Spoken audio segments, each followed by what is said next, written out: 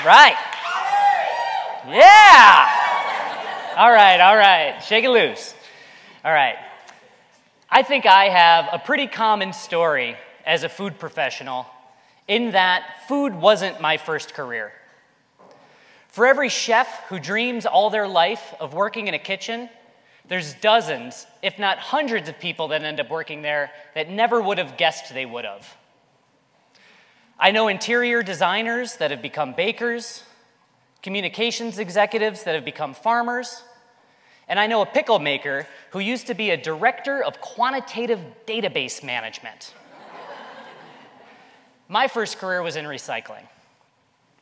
I worked as a scrap metal buyer, a paper processor, a container sorter, and at a transfer station.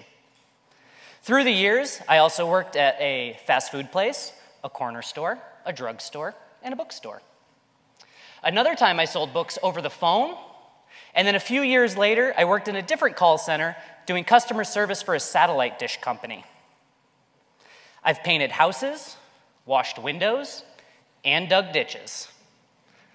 Once, I was the nacho guy at a baseball stadium. I've delivered pizzas, laundry, and mufflers, although never to the same place. For a few days, I was a janitor at a college, but not one of the 8 colleges where I've taken classes. For a little while, I had the job title of employment specialist, because obviously my specialty has been being employed.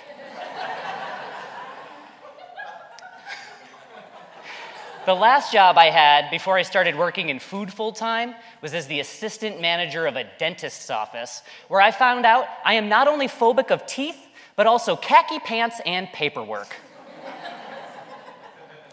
Now, all the time I worked these jobs, I was trying to connect to something bigger, so I joined environmental organizations and peace groups and political parties. I tried to learn to draw, play musical instruments, and I was constantly reading about the state of the world around us. But for whatever reason, none of it ever seemed to fit. And then I started volunteering at my local food co-op once a week, and they must have been very impressed by how I rotated stock and bagged cashews, because after only 2 years, they offered me a job as a department manager. I didn't know it at the time, but people are drawn to working with food because of a sense of fulfillment and connection that you get that you often don't get working in a lot of other industries. By working with people where they gathered their food, I got to learn a lot about the different reasons that people make the food choices that they do. I could see that buying locally produced food kept money in my community, and I could see how the vendors that I worked with spent that money.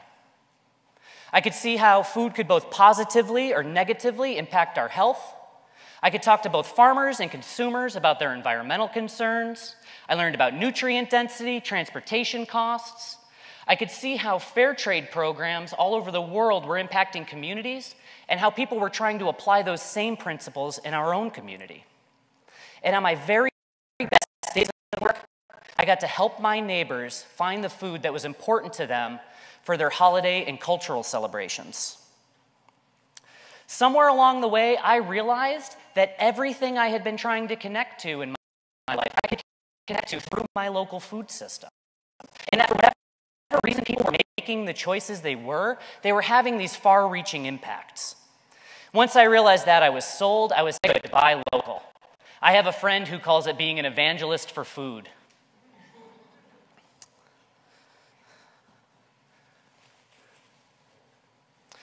The more I talked to people about eating local, the more I started to ask what I thought was a really simple question. What is local food? I asked farmers, my coworkers, consumers, peers from around the country, professors, really anybody who might return a phone call, and the answers I got were not helpful. I heard anything produced within 50 miles, 100 miles, 250 miles, my state, my county, and all of the counties that touch it. One grocery store very, very helpfully explained to me that all food was local to someone. One woman told me that she only considered food grown on her street to be local to her. My favorite answer, though, was anything within a horse's day's ride. Something that you guys don't know about me yet, I don't own a horse. As disheartening as not getting a clear answer to what our local food culture was, it might have been more disheartening that when I asked these same people what they thought Italian food was, or Chinese food, or Mexican food, they could all come up with similar answers. And then I realized I was just asking the wrong question. Food cultures aren't defined simply by an arbitrary distance that we apply to it, but by the ingredients and the dishes that we associate with a region. And since we have clearly defined what our food culture is yet, we're defining it right now, whether we know it or not. Some of the dishes that we associate with upstate New York are salt potatoes, speedies, beef on wick, and Utica greens. We produce world-class apples, grapes, cheeses, yogurts, and maple syrup. We have diverse proteins from pasture-raised pork, beef, lamb, poultry, and now we're starting to see more and more aquaponics farms. The success of our wine industry has guided and inspired a re-emerging beer industry that's being fueled by locally grown hops, something that we were well known for a century ago and nearly lost. Grains are making a comeback too, meaning new flour mills, bakeries, and distilleries. And that's just the tip of the iceberg of the things that we can talk about when we define our local food culture. When we talk about defining a food culture, I like to use Italian food as an example, in part because it's amazing, but also because people all over the world have an idea of what they think it is, and because it has so many parallels to our own food system. Diverse fruits, vegetables, proteins, great wine and cheese. At its most basic level, the flavor of Italian food has been defined by the volcanic soil that its ingredients grow in. Now, while we don't have volcanic activity here, what we do have is incredibly rich soil and diverse terrain caused by glaciers moving across this region thousands of years ago. The same glaciers that carved the lakes that contribute to our fruit region also deposited the nutrients into our soil that have been defining our flavor ever since. We weren't the only ones that got this bounty of nutrients. It actually covers the region from Maine down to New York. When we use this extended region for defining our food culture, it has coastlines that provide lobsters, crabs, oysters, and a wide variety of seafood. We get cranberries, blueberries, more diverse cheese selections, chowders, soups, sauces, beans, pies. The list can go on forever. What we're sitting on here is a food culture that is second to none in terms of ingredients and dishes, and has the potential for a lot more. More for me means changing the way we identify a food culture. I believe that we can redefine our food culture to not only celebrate our great dishes and ingredients, but as an agent for transformative change in our community. It shouldn't just be about the food, but about who gets to eat it, how we get it to people, and the role that we see it playing in our community. We can start to redefine our food culture by getting fresh, locally grown food into every neighborhood by focusing on our most at-need populations: kids' schools, patients in hospitals, and seniors in retirement homes. I love farm-to-table restaurants, and I think that they are absolutely vital in raising awareness of local food.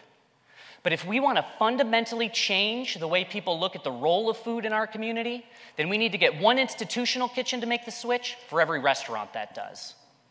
When I open up my Savoir magazine, not only do I want to read about the best barbecue joints around the country, but the best hospitals to have a meal in, the best elementary schools. Not only would we be feeding fresh, healthy food to people who need it, and who often don't get a choice as to what they eat, we would be tapping into a massive and dedicated marketplace that's committed to being in our communities long term.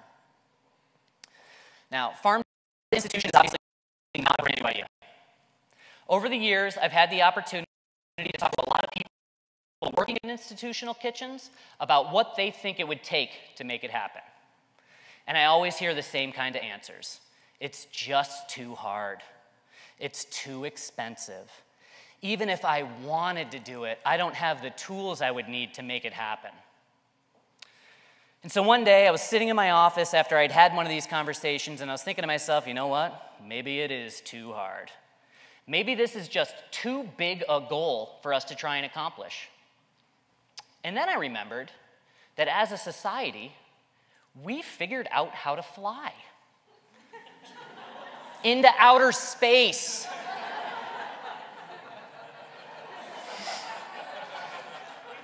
We invented a device the size of our hands that makes all of the information in the known world available at the swipe of a finger. I'm not going to pretend that I understand how that works, so I'm just going to call it magic. I do know that somewhere along the way, people decided that they could figure it out and that they were going to. And if we can choose to figure out how magic works, then we can choose to figure out how to get food a horse's day's ride up the road to students, patients, and seniors eating in institutional kitchens every day.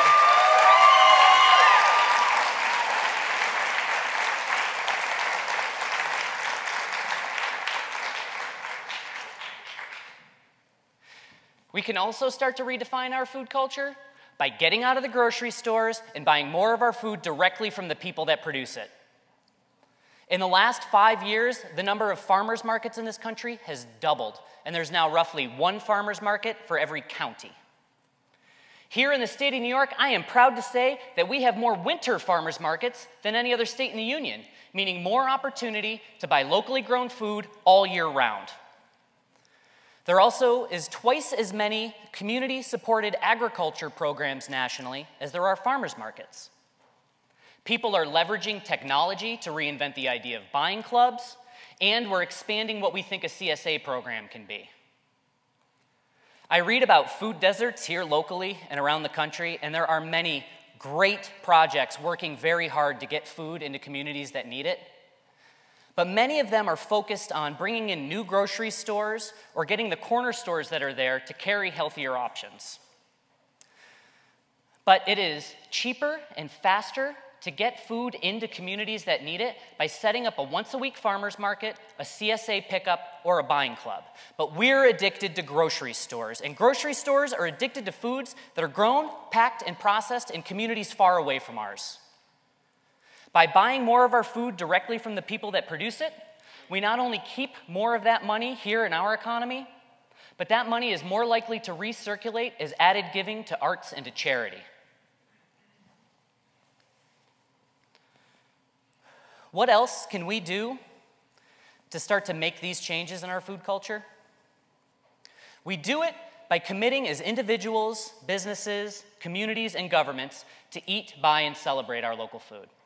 We do it by investing in food hubs and shared use processing facilities. We do it by getting churches and community centers to make their licensed kitchens available to aspiring foodpreneurs, to CSA pickups, and to buying clubs. We do it by focusing on our immediate food shed while also supporting our neighbors, and when we have problems that we can't solve, looking to those neighbors for the solutions. And first and foremost, we do it simply by deciding that we can do it and that we are going to do it. If it took 200,000 people working together to send someone into space, how many students, parents, and teachers does it take to convince a school district to buy locally grown food and to talk about it in their classroom? If 100 million Americans buying smartphones drives innovation in that industry, how many people buying their food directly from the people that produce it does it take to stimulate our local economy? To drive investment in a strong new regional food system infrastructure? I think it's time that we find out what it takes to get people not only here, but all over the country and all over the world to say, I love Central New York food. I love Northeast American food. And not just because our apples or our yogurt are the best in the world, but because we figured out how to use our food culture to improve our community. How many of us is it going to take? Now, I've been working in food for 10 years, so I can tell you that it is definitely going to take more than me. And in all likelihood, it's going to take more than you guys too. But I know without a doubt that that is exactly where it's going to begin. Thank you.